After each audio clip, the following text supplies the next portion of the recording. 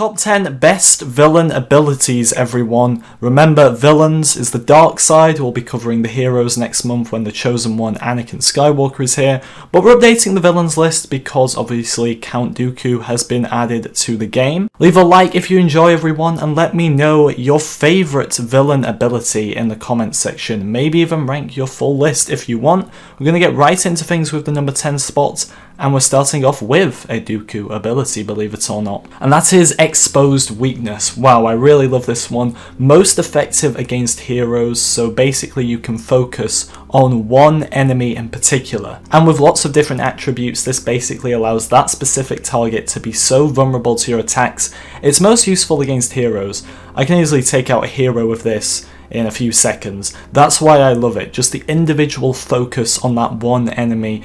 Definitely an ability to use in heroes versus villains. At the number 9 spot, we've got Boba Fett's Rocket Barrage. Still easily Boba Fett's best attribute. Is it as good as it was at launch? Obviously not, but I feel it was a bit too overpowered at launch. It needs a bit of a buff now, I would say, because sometimes, I don't know, I'm just not taking people out as easy with it. Maybe that's just me. However, it is pretty fun to obliterate opponents with the Rocket Barrage. Just the all-out power this offers Boba, especially when compared to his other abilities, which I said in the last video, just aren't really too beneficial when it comes to firepower. This one helps out a lot. Number 8 spot is Iden's Droid Shock.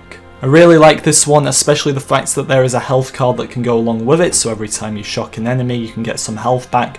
But when you use the shock ability combined with the secondary fire of the TL50, or maybe just her primary fire in general, you can once again obliterate your opponents. Compared to how Iden was at launch, it is a delight to use her now. The number 7 spot is Vader's Focused Rage. Taking Vader's base health up to a total of 1150 if you've got his fully maxed out health card as well. This makes Vader an all-out tank, and with the unlimited stamina as well, it basically makes Vader the true Sith Lord he should be, the Chosen One. It's going to be interesting to see how Anakin Skywalker compares to Vader. Will he have an ability like this? I don't know, but when Focus Rage is activated, there is no stopping the Dark Lord. The Count has got another appearance on this list at the number 6 spot, and that is with Duelist. This allows the Count to have a very elegant fighting style reminiscent of his fighting style in the Clone Wars series, and once again offers the Count lots of different attributes, like more damage to take down his opponents that bit quicker. One-hitting the classes when this ability is active is so satisfying, and even heroes don't stand a chance. If you do Duelist and Exposed Weakness at the same time as well, basically anyone should be running for their life. Even Rey, who is a very strong light side hero, can't seem to take on Dooku when the Duelist is activated.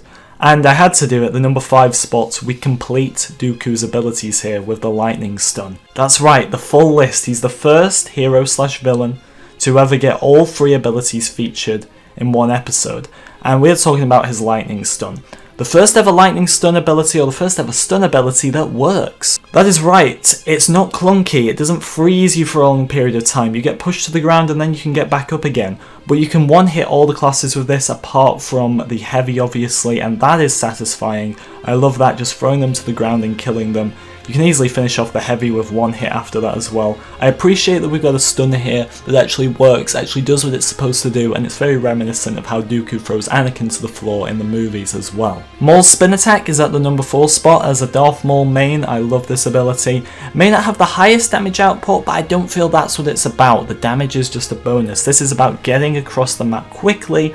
Something Maul has to have is that speed, that's why I love him so much. And the Spin Attack is a lethal ability for that. Getting into crowded corridors, running in there, doing loads of damage, and then quickly escaping with Maul.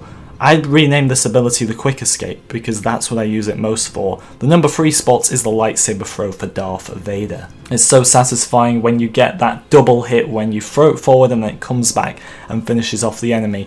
It's a devastating lightsaber throw, something that Darth Maul should be more like in my opinion. It's very rare that I throw this and don't end up getting some kills back with it. Multi-kills are my speciality with the lightsaber throw. One of my favourites in the game. But the number 2 spot, it is the Claw Rush for General Grievous, and I think in terms of animations, it's the best ability in the game. Claw Rush is another great escape ability. Is it better than Maul's when it comes to escaping? I don't know, because you're still a pretty easy target with Claw Rush, but the pace of it is like no other, and it suits General Grievous very well. We all know Grievous is a coward and he likes to escape situations when things don't go his way. This resembles that perfectly. It also does a significant amount of damage as well, and if when this ability expires you manage to like climb up on top of the enemy, you can end up killing them as well. This is something that Maul struggles to do with his spin attacks because most of the time the damage output isn't high enough. This ability is something I love, but it's not as good as the Emperor's Chain Lightning. That is right, it's taking today's #1 spot. I love the Chain Lightning for Palpatine combined with his normal attacks.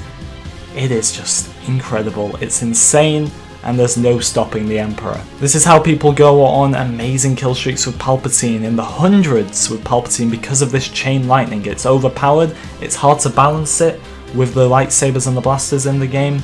There's no stopping Palpatine when he gets out the Chain Lightning. The multi-kills are pretty much unstoppable with this. There is nothing ever really, in my opinion, that's ever going to overtake the Chain Lightning unless it receives a big nerf. And that is where we're going to leave it, guys. Let me know, did you agree or disagree with my list? Thank you so much for watching, and watch out for these videos again when we cover the best hero abilities and the worst hero abilities as well when Anakin is here. I'll see you all next time.